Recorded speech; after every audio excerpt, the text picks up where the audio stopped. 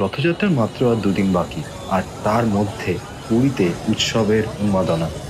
রীতিমতন সাজসজ্জাতে শেষ মুহূর্তের টাচে সবাই ব্যস্ত।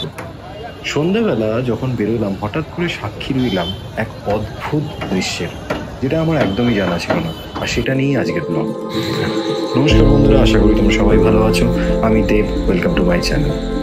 সন্ধ্যাবেলা হঠাৎ করে দেখলাম পুরীর সমুদ্রের বিচে ভীষণ ভিড়। এটা ঠিক স্বর্গদ্বারের সামনের যে বিচটা, সেই জায়গাটাতে। কৌতূহলবশত এগিয়ে গিয়ে দেখলাম এক অদ্ভুত ঘটনা। সেটা হলো সমুদ্র আরতি হচ্ছে, যেটা আমার একদমই জানা ছিল না। ইভেন আমি অনেককেই জিজ্ঞেস করেছিলাম, তারাও এই ব্যাপারটাতে অজানা।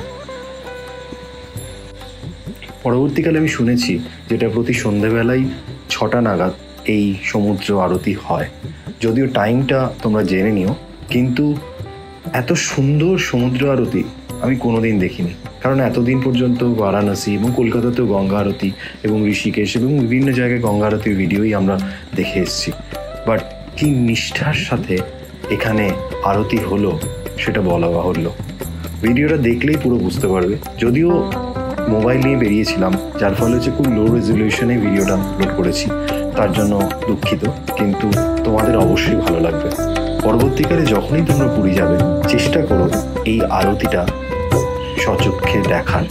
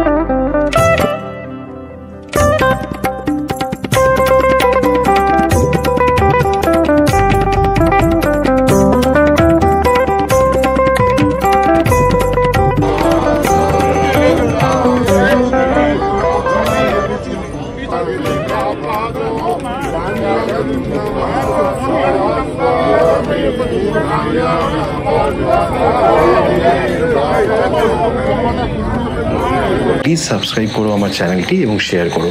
এর পরবর্তী ভিডিওতে আরও কিছু এক্সাইটমেন্ট নিয়ে এবং নতুন কিছু তথ্য নিয়ে তোমাদের সামনে আসছি। ভালো থেকো, আবার দেখা হবে।